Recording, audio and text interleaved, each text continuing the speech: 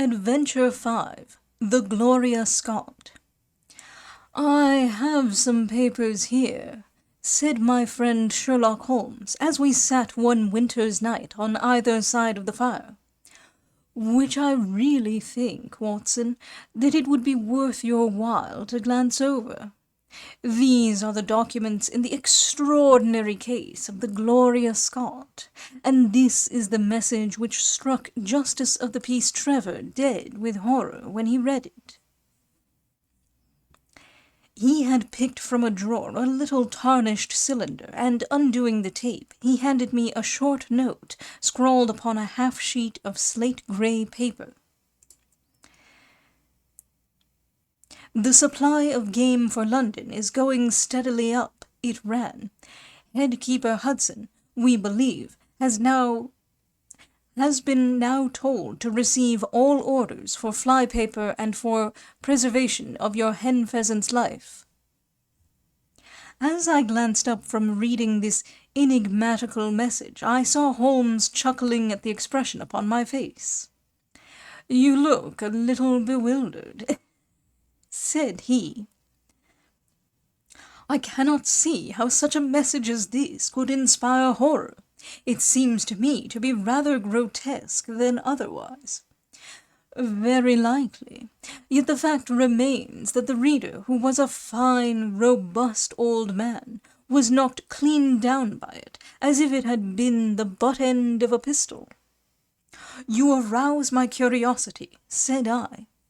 "But why did you say just now that there were very particular reasons why I should study this case?" "Because it was the first in which I was ever engaged. I had often endeavored to elicit from my companion what had first turned his mind in the direction of criminal research, but had never caught him before in a communicative humor. Now he sat forward in this armchair and spread out the documents upon his knees. Then he lit his pipe and sat for some time smoking and turning them over. "You never heard me talk of Victor Trevor?" he asked. "He was the only friend I made during the 2 years I was at college. I was never a very sociable fellow, Watson, always rather fond of moping in my rooms and working out my own little methods of thought, so that I never mixed much with the men of my year.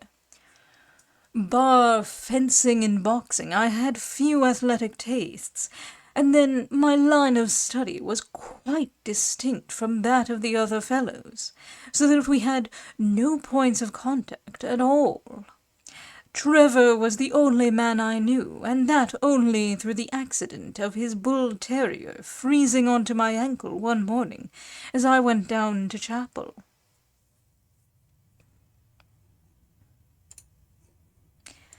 "It was a prosaic way of forming a friendship, but it was effective.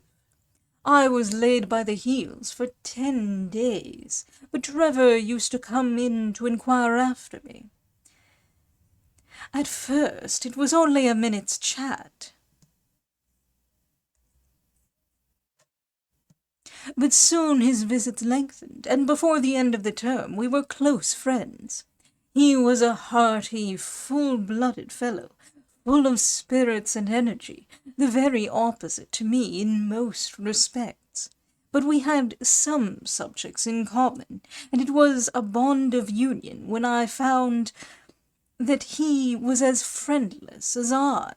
Finally, he invited me down to his father's place at Dunthorpe in Norfolk, and I accepted his hospitality for a month of the long vacation.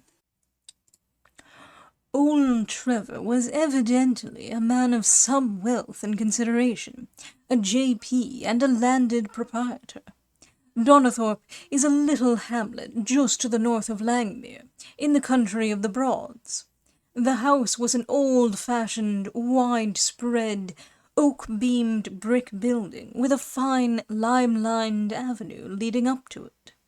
There was excellent wild duck shooting in the fens, remarkably good fishing, a small but select library, taken over, as I understood, from a former occupant, and a tolerable cook, so that he would be a fastidious man who could not put in a pleasant month there. Trevor Senior was a widower, and my friend his only son. There had been a daughter, I heard, but she had died of diphtheria while on a visit to Birmingham. The father interested me extremely. He was a man of little culture, but with a considerable amount of rude strength, both physically and mentally. He knew hardly any books, but he had travelled far, had seen much of the world, and had remembered all that he had learned. In person he was a thick-set, burly man, with a shock of grizzled hair, a brown, weather-beaten face, and blue eyes which were keen to the verge of fierceness. Yet he had a reputation for kindness and charity on the countryside, and was noted for the leniency of his sentences from the bench. One evening, shortly after my arrival, we were sitting over a glass of port after dinner, when young Trevor began to talk about those habits of observation and inference which I had already formed into a system, although I had not yet appreciated the part which they were to play in my life. The old man evidently thought that his son was exaggerating in his description of one or two trivial feats which I had performed. "Come now, Mr. Holmes," said he, laughing good-humouredly, "I am an excellent subject, if you can deduce anything from me." "I fear there is not very much," I answered. "I might suggest that you have gone about in fear of some personal attack within the last 12 months. The laugh faded from his lips, and he stared at me in great surprise. "Well, that's true enough," said he. "You know, Victor," turning to his son, "when we broke up that poaching gang, they swore to knife us, and Sir Edward Hawley has actually been attacked. I've always been on my guard since then, though I have no idea how you know it." "You have a very handsome stick," I answered. "By the inscription I observed that you had not had it more than a year. But you have taken some pains to bore the head of it and pour melted lead into the hole, so as to make it a formidable weapon. I argued that you would not take such precautions unless you had some danger to fear." "Anything else?" he asked, smiling. "You have boxed a good deal in your youth." "Right again! How did you know it? Is my nose knocked a little out of the straight?" "No," said I. "It is your ears. They have the peculiar flattening and thickening which marks the boxing man." "Anything else?" "You have done a good deal of digging by your callosities." "Made all my money at the goldfields." "You have been in New Zealand?" "Right again." "You have visited Japan?" "Quite true." "And you have been most intimately associated with someone whose initials were J.A., and whom you afterwards were eager to entirely forget." Mr. Trevor stood slowly up, fixed his large blue eyes upon me with a strange, wild stare, and then pitched forward, with his face among the nutshells which strewed the cloth, in a dead faint. You can imagine, Watson, how shocked both his son and I were. His attack did not last long, however, for when we undid his collar and sprinkled the water from one of the finger-glasses over his face, he gave a gasp or two and sat up. to ramble and I'll catch up.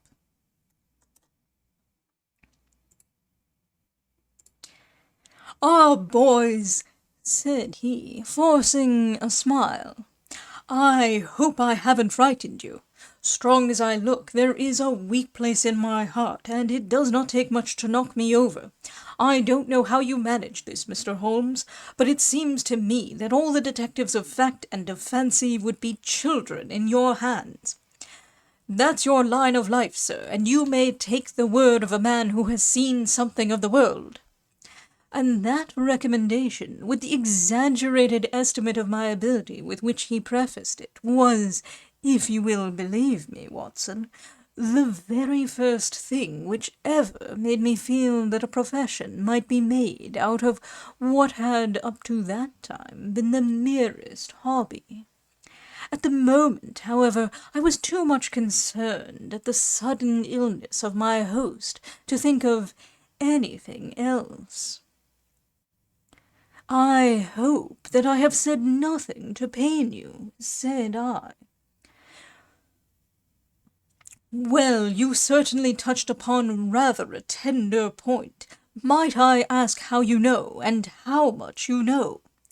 He spoke now in a half-jesting fashion, but a look of terror still lurked at the back of his eyes. "It is simplicity itself," said I. "When you bared your arm to draw that fish into the boat, I saw that J.A. had been tattooed in the bend of the elbow. The letters were still legible, but it was perfectly clear from their blurred appearance and from the staining of the skin round them that efforts had been made to obliterate them.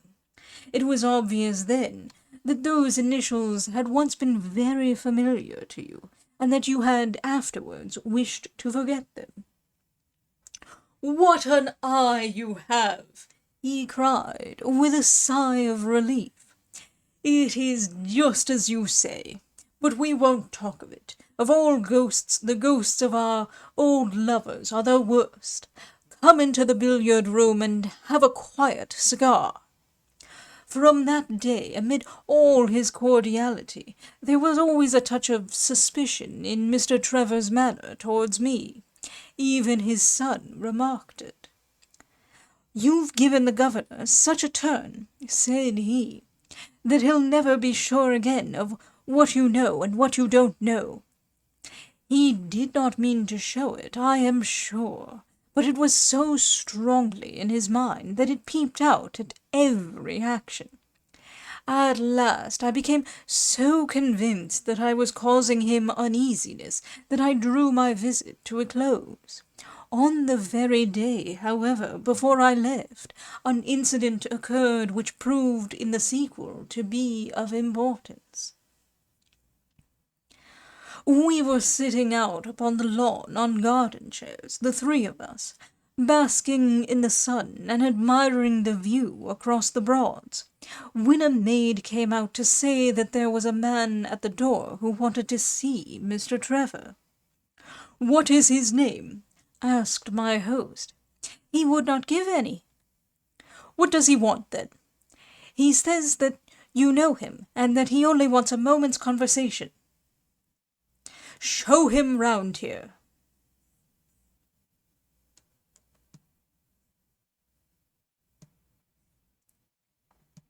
An instant afterwards there appeared a little wizened fellow with a cringing manner and a shambling style of walking. He wore an open jacket with a splotch of tar on the sleeve, a red and black check shirt, dungaree trousers, and heavy boots badly worn. His face was thin and brown and crafty, with a perpetual smile upon it, which showed an irregular line of yellow teeth, and his crinkled hands were half-closed in a way that is distinctive of sailors. As he came slouching across the lawn, I heard Mr. Trevor make a sort of hiccoughing noise in his throat, and jumping out of his chair, he ran into the house. He was back in a moment, and I smelt a strong reek of brandy as he passed me.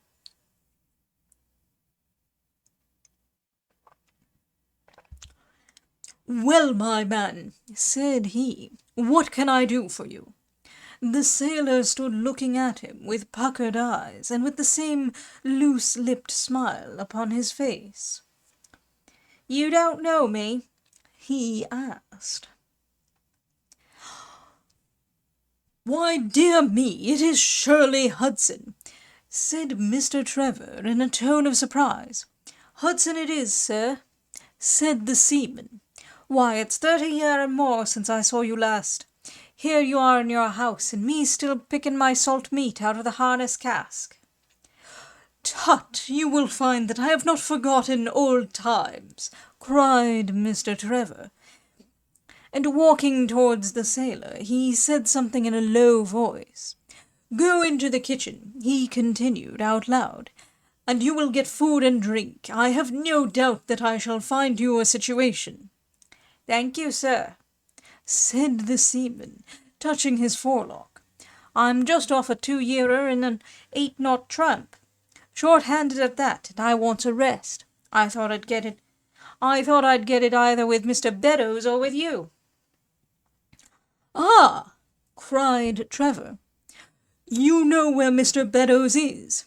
"Bless you, sir, I know where all my old friends are," said the fellow with a sinister smile, and he slouched off after the maid to the kitchen.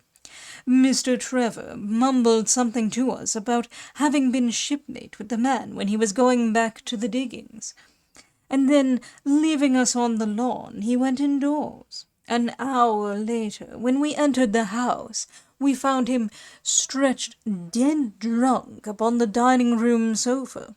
The whole incident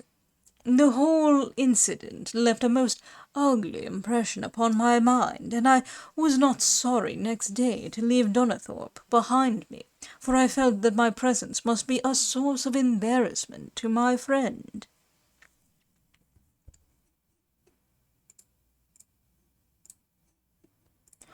All this occurred during the first month of the long vacation. I went up to my London rooms, where I spent 7 weeks working out a few experiments in organic chemistry. One day, however, when the autumn was far advanced and the vacation drawing to a close, I received a telegram from my friend imploring me to return to Donnithorpe, and saying that he was in great need of my advice and assistance. Of course, I dropped everything and set out for the north once more. He met me with the dog-cart at the station, and I saw at a glance that the last 2 months had been very trying ones for him. He had grown thin and careworn, and had lost the loud, cheery manner for which he had been remarkable. "The governor is dying," were the first words he said. "Impossible!" I cried. "What is the matter?" "Apoplexy. Nervous shock. He's been on the verge all day. I doubt if we shall find him alive." I was, as you may think, Watson, horrified at this unexpected news. "What has caused it?" I asked. "That is the point. Jump in and we can talk it over while we drive. You remember that fellow who came upon the evening before you left us?" "Perfectly." "Do you know who it was that we let into the house that day?" "I have no idea." "It was the devil, Holmes!" he cried. I stared at him in astonishment. "Yes, it was the devil himself. We have not had a peaceful hour since, not one. The governor has never held up his head from that evening, and now the life has been crushed out of him and his heart broken, all through this accursed Hudson." "What power had he, then?" That is what I would give so much to know. The kindly, charitable, good old governor. How could he have fallen into the clutches of such a ruffian? But I am so glad that you have come, Holmes. I trust very much to your judgment and discretion, and I know that you will advise me for the best." We were dashing along the smooth white country road, with the long stretch of the Broads in front of us, glimmering in the red light of the setting sun. From a grove upon our left I could already see the high chimneys and the flagstaff which marked the squire's dwelling. "My father made the fellow gardener," said my companion, "and then, as that did not satisfy him, he was promoted to be butler. The house seemed to be at his mercy, and he wandered about and did what he chose in it. The maids complained of his drunken habits and his vile language. The dad raised their wages all round to recompense them for the annoyance.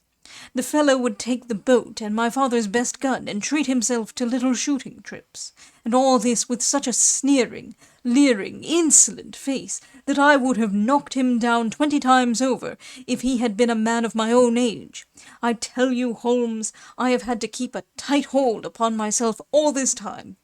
And now I am asking myself whether, if I had let myself go a little more, I might not have been a wiser man."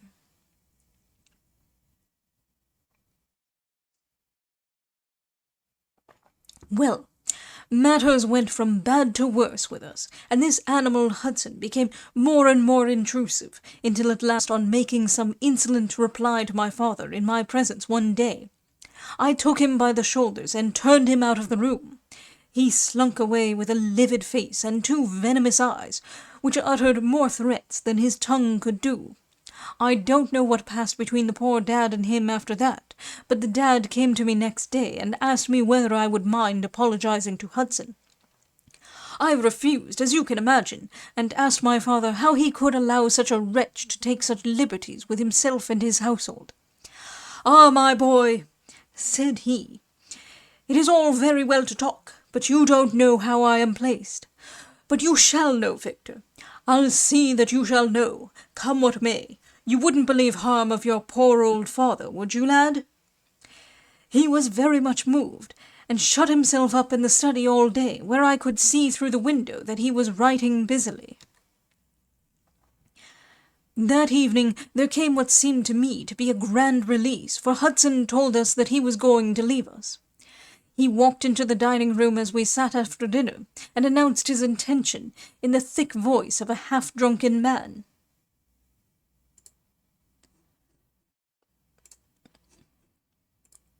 "I've had enough of Norfolk," said he. "I'll run down to Mr. Beddoes in Hampshire. He'll be as glad to see me as you were, I dare say." "You're not going away in an unkind spirit, Hudson, I hope," said my father, with a tameness which made my blood boil. "I've not had my apology," said he sulkily, glancing in my direction. "Victor, you will acknowledge that you have used this worthy fellow rather roughly," said the dad, turning to me. "On the contrary, I think that we have both shown extraordinary patience towards him," I answered. "Oh, you do you?" he snarls. "Very good, mate. We'll see about that." He slouched out of the room, and half an hour afterwards left the house, leaving my father in a state of pitiable nervousness. Night after night I heard him pacing his room, and it was just as he was recovering his confidence that the blow did at last fall. "And how?" I asked eagerly. "In a most extraordinary fashion. A letter arrived from my father yesterday evening, bearing the Fordingbridge postmark. My father read it, clapped both his hands to his head, and began running round the room in little circles, like a man who has been driven out of his senses. When I at last drew him down onto the sofa, his mouth and eyelids were all puckered on one side, and I saw that he had a stroke. Dr. Fordham came over at once. We put him to bed, but the paralysis has spread. He has shown no sign of returning consciousness, and I think that we shall hardly find him alive." "You horrify me, Trevor," I cried. "What, then, could have been in this letter to cause so dreadful a result?" "Nothing. There lies the inexplicable part of it. The message was absurd and trivial. Oh, my God, it is as I feared." As he spoke, We came round the curve of the avenue, and saw in the fading light that every blind in the house had been drawn down. As we dashed up to the door, my friend's face convulsed with grief. A gentleman in black emerged from it. "When did it happen, doctor?" asked Trevor. "Almost immediately after you left." "Did he recover consciousness?" "For an instant before the end." "Any message for me?" "Only that the papers were in the back drawer of the Japanese cabinet." My friend ascended with the doctor to the chamber of death, while I remained in the study, turning the whole matter over and over in my head, and feeling as sombre as ever I had done in my life. What was the past of this Trevor, pugilist, traveller, and gold-digger, and how had he placed himself in the power of this acid-faced seaman? Why, too, should he faint at an allusion to the half-effaced initials upon his arm, and die of fright when he had a letter from Fordingbridge? Then I remembered that Fordingbridge was in Hampshire, and that this Mr. Beddoes, whom the seaman had gone to visit, and presumably to blackmail, had also been mentioned as living in Hampshire. The letter, then, might either come from Hudson, the seaman, saying that he had betrayed the guilty secret which appeared to exist, or it might come from Beddoes, warning an old confederate that such a betrayal was imminent. So far it seemed clear enough. But then, how could this letter be trivial and grotesque, as described by the son? He must have misread it. If so, it must have been one of those ingenious secret codes which mean one thing, while they seem to mean another. I must see this letter. If there were a hidden meaning in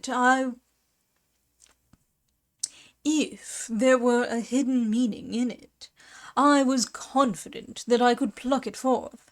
For an hour I sat pondering over it in the gloom, until at last a weeping maid brought in a lamp, and close at her heels came my friend Trevor, pale but composed, with these very papers which lie upon my knee held in his grasp.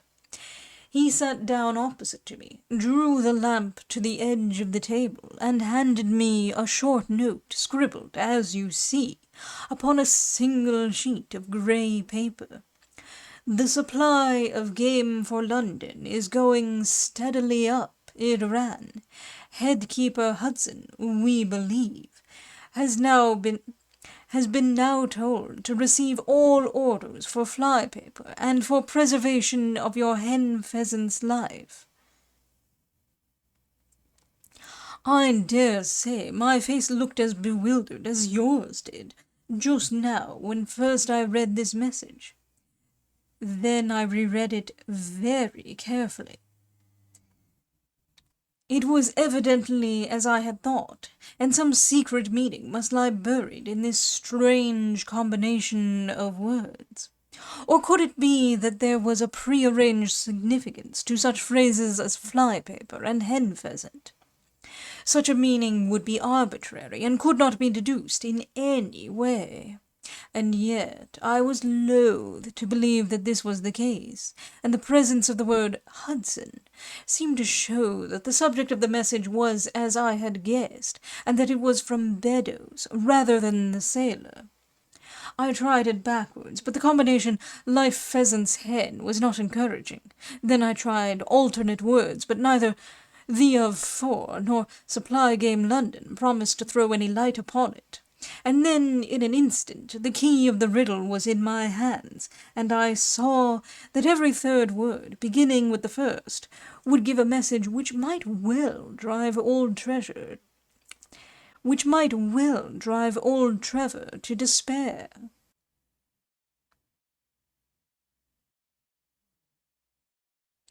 It was short and terse, the warning, as I now read it to my companion. "The game is up. Hudson has told all. Fly for your life." Victor Trevor sank his face into his shaking hands. "It must be that, I suppose," said he. "This is worse than death, for it means disgrace as well. But what is the meaning of these head-keepers and hen-pheasants?" "It means nothing to the message, but it might mean a good deal to us if we had no other means of discovering the sender. You see that he has begun by writing, 'The game is,' and so on. Afterwards he had to fulfill the prearranged cipher, to fill in any 2 words in each space. He would naturally use the first words which came to his mind, and if there were so many which referred to sport among them, you may be tolerably sure that he is either an ardent shot or interested in breeding.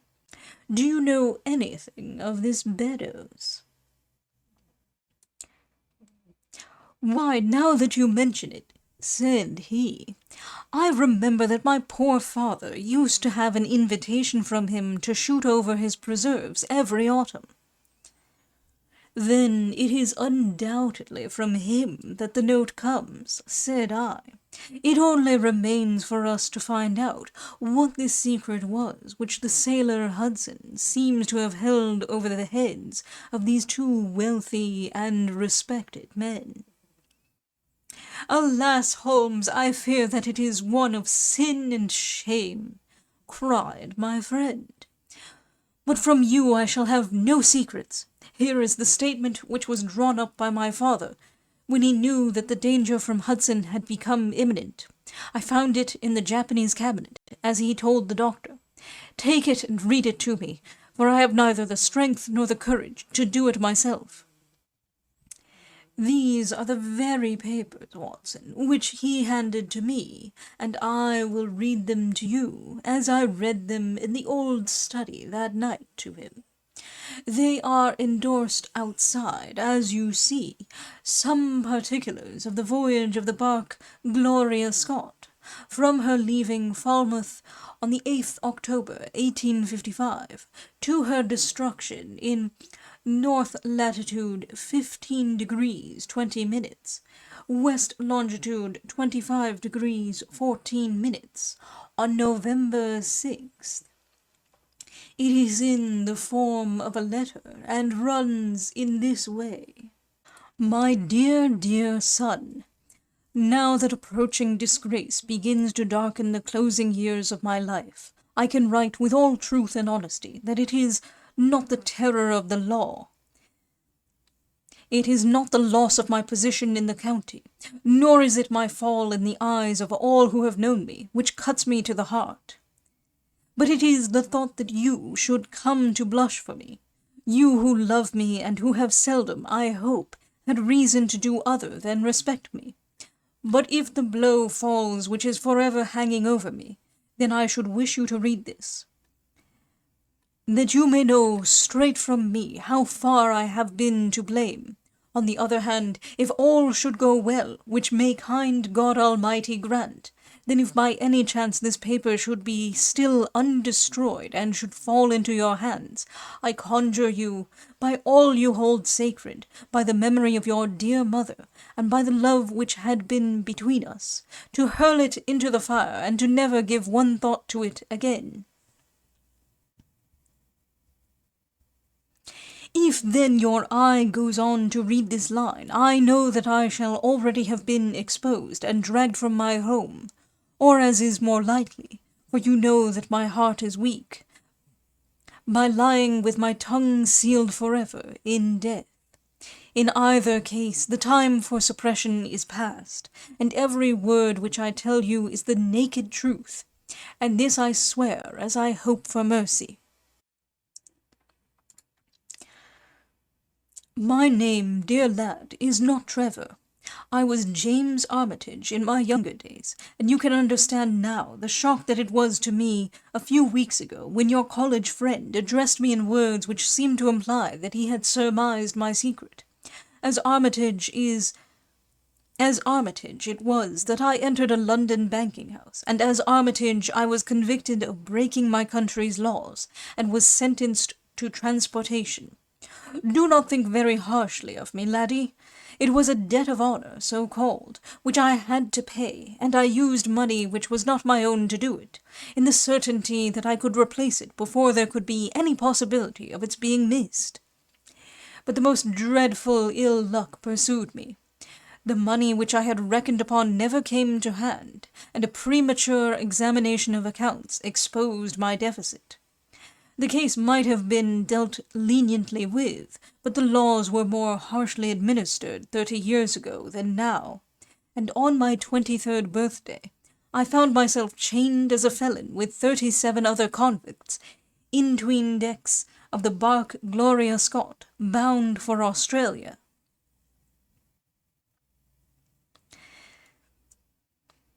It was the year 55, when the Crimean War was at its height, and the old convict ships had been largely used as transports in the Black Sea. The government was compelled, therefore, to use smaller and less suitable vessels for sending out their prisoners. The Gloria Scott had been in the Chinese tea trade, but she was an old-fashioned, heavy-bowed, broad-beamed craft, and the new clippers had cut her out. She was a 500-ton boat, and besides her 38 jailbirds, she carried 26 of a crew, 18 soldiers, a captain, 3 mates, a doctor, a chaplain, and 4 warders. Nearly 100 souls were in her, all told, when we set sail from Falmouth. The partitions between the cells of the convicts, instead of being of thick oak, as is usual in convict ships, were quite thin and frail. The man next to me, upon the aft side, was one whom I had particularly noticed when we were led down the quay. He was a young man with a clear, hairless face, a long, thin nose, and rather nutcracker jaws.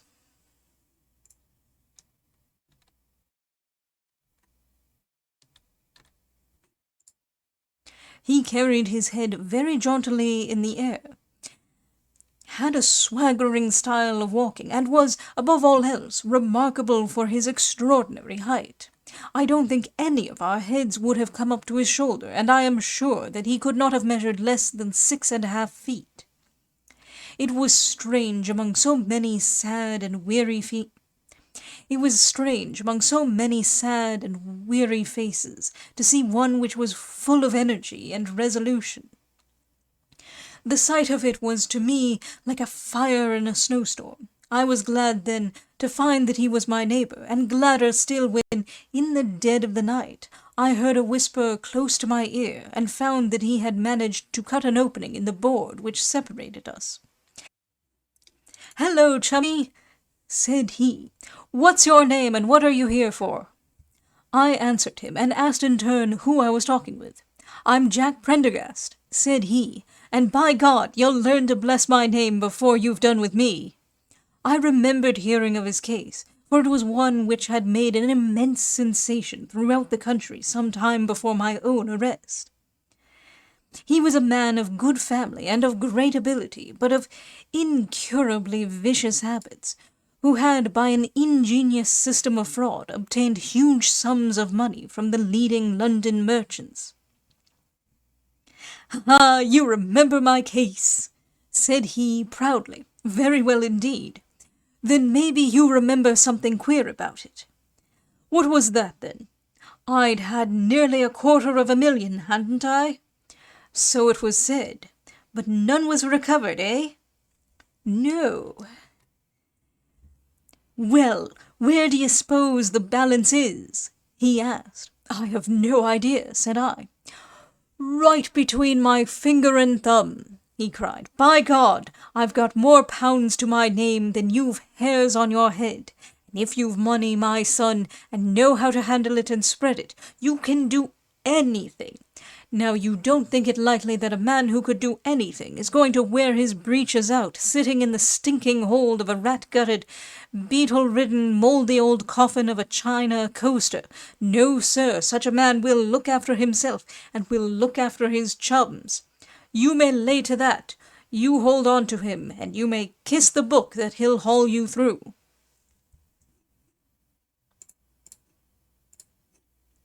That was his style of talk, and at first I thought it meant nothing, but after a while, when he had tested me and sworn me in with all possible solemnity, he let me understand that there really was a plot to gain command of the vessel.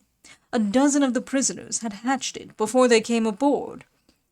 Prendergast was the leader, and his money was the motive power. "I'd a partner," said he, "a rare good man, as true as a stock to a barrel. He's got the dibs, he has, and where do you think he is at this moment? Why, he's the chaplain of this ship, the chaplain, no less. He came aboard with a black coat and his papers right, and money enough in his box to buy the thing right up from keel to main truck. The crew are his, body and soul. He could buy 'em at so much a gross with a cash discount, and he did it before ever they signed on. He's got 2 of the warders and Mercer, the second mate, and he'd get the captain himself if he thought him worth it." "What are we to do, then?" I asked. "What do you think?" said he. "We'll make the coats of some of these soldiers redder than ever the tailor did." "But they are armed," said I. "And so shall we be, my boy. There's a brace of pistols for every mother's son of us, and if we can't carry this ship with the crew at our back, it's time we were all sent to a young Mrs. boarding school. You speak to your mate upon the left tonight, and see if he is to be trusted." I did so, and found my other neighbour to be a young fellow in much the same position as myself, whose crime had been forgery. His name was Evans, but he afterwards changed it, like myself, and he is now a rich and prosperous man in the south of England. He was ready enough to join the conspiracy as the only means of saving ourselves, and before we had crossed the bay, there were only 2 of the prisoners who were not in the secret. One of these was of weak mind, and we did not dare to trust him, and the other was suffering from jaundice, and could not be of any use to us.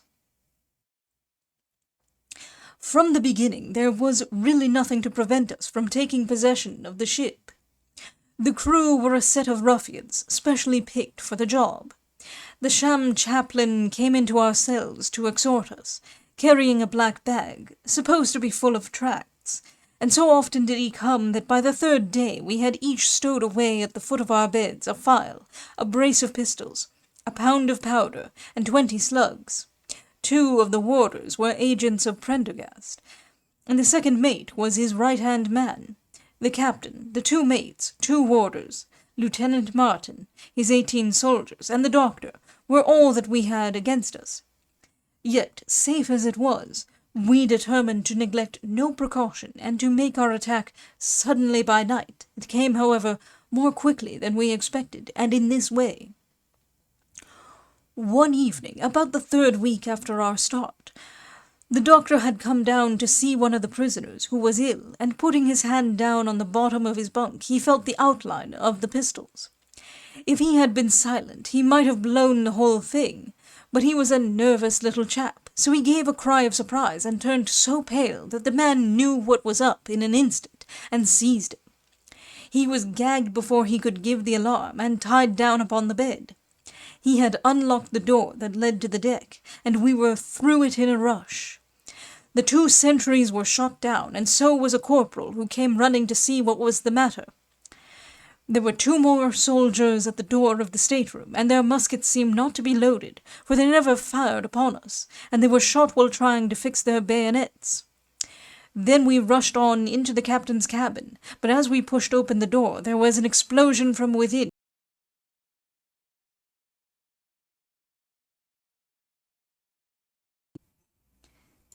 And there he lay, with his brains smeared over the chart of the Atlantic, which was pinned upon the table, while the chaplain stood with a smoking pistol in his hand at his elbow.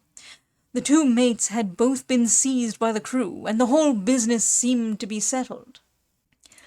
The stateroom was next the cabin, and we flocked in there and flopped down on the settees, all speaking together, for we were just mad with the feeling that we were free once more.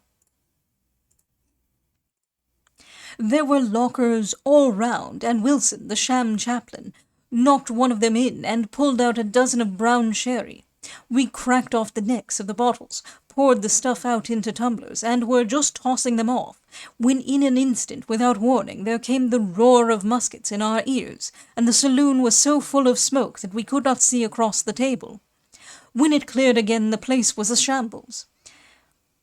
Wilson and 8 others were wriggling on the top of each other on the floor, and the blood and the brown sherry on that table turn me sick now when I think of it.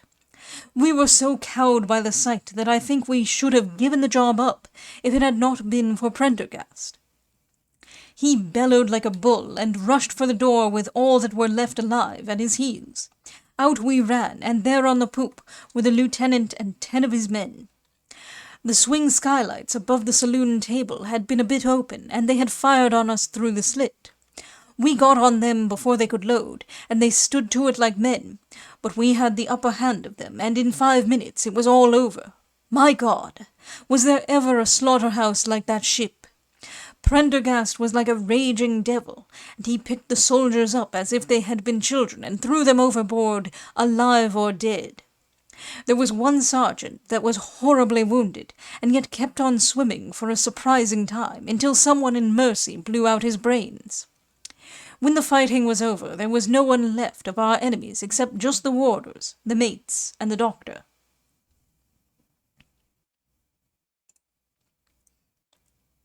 It was over them that the great quarrel arose.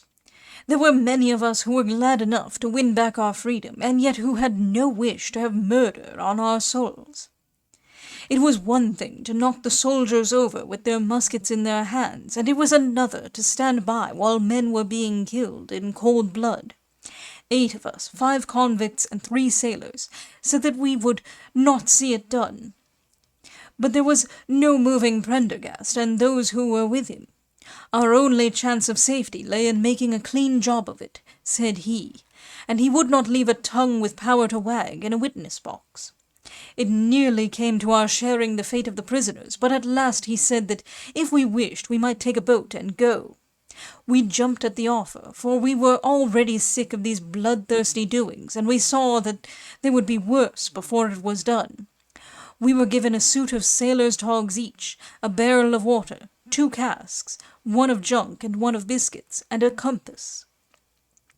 Prendergast threw us over a chart, told us that we were shipwrecked mariners whose ship had foundered in latitude 15 degrees north and longitude 25 degrees west, and then cut the painter and let us go. And now I come to the most surprising part of my story, my dear son.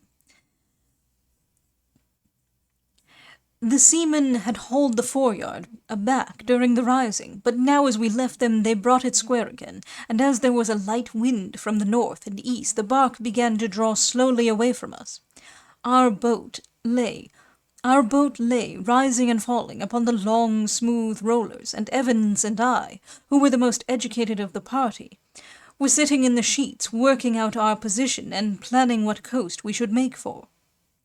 It was a nice question, for the Cape de Verds were about 500 miles to the north of us, and the African coast about 700 to the east. On the whole, as the wind was coming round to the north, we thought that Sierra Leone might be best, and turned our head in that direction, the bark being at that time nearly hull down on our starboard quarter. Suddenly, as we looked at her, we saw a dense black cloud of smoke shoot up from her, which hung like a monstrous tree upon the skyline. A few seconds later, a roar like thunder burst upon our ears, and as the smoke thinned away, there was no sign left of the Gloria Scott. In an instant we swept the boat's head round again, and pulled with all our strength, for the place where the haze still trailing over the water marked the scene of this catastrophe.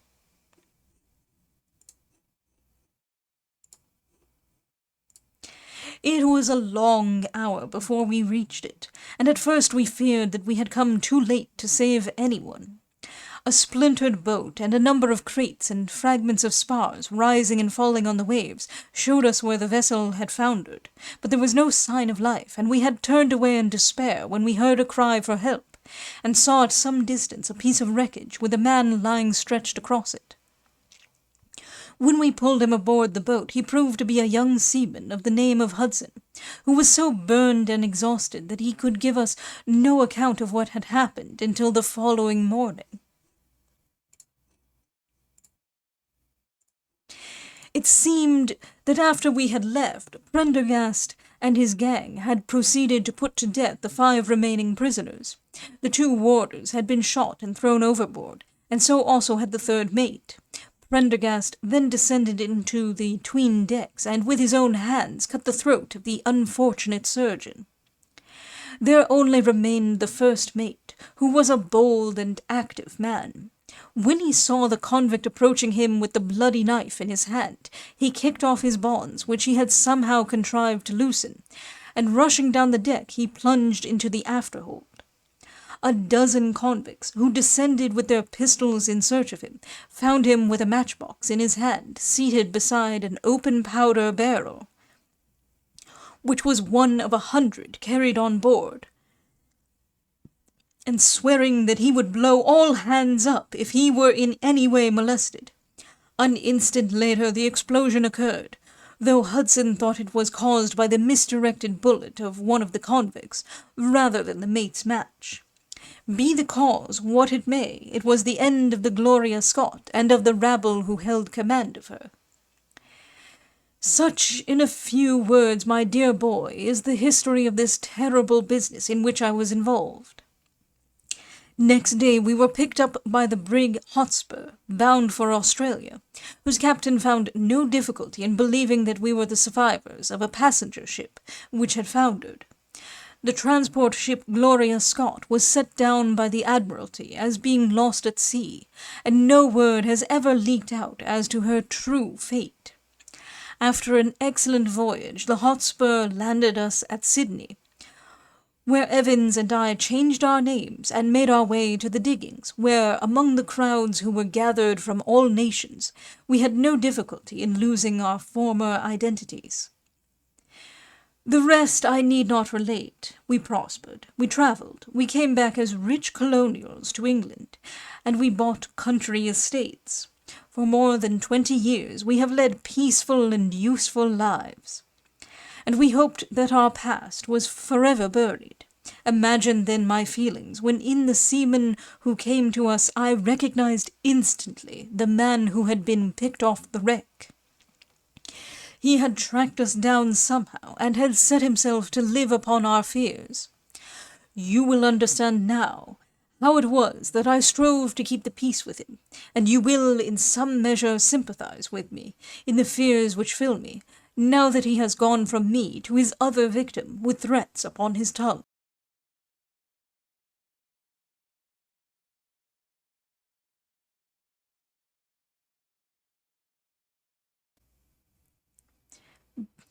Underneath is written in a hand so shaky as to be hardly legible. Beddoes writes in cipher to say H has told all.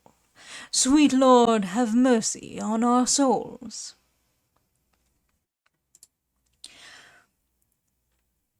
That was the narrative which I read that night to young Trevor, and I think, Watson, that under the circumstances it was a dramatic one. The good fellow was heartbroken at it, and went out to the Terai tea planting, where I hear that he is doing well. As to the sailor and Beddoes, neither of them was ever heard of again after that day on which the letter of warning was written. They both disappeared, utterly and completely. No complaint had been lodged with the police, so that Beddoes had mistaken a threat for a deed. Hudson had been seen lurking about, and it was believed by the police that he had done away with Beddoes and had fled. For myself, I believe that the truth was exactly the opposite. I think that it is most probable that Beddoes, pushed to desperation and believing himself to have been already betrayed, had avenged himself upon Hudson and had fled from the country with as much money as he could lay his hands on. Those are the facts of the case, Doctor, and if they are of any use to your collection, I am sure that they are very heartily at your service.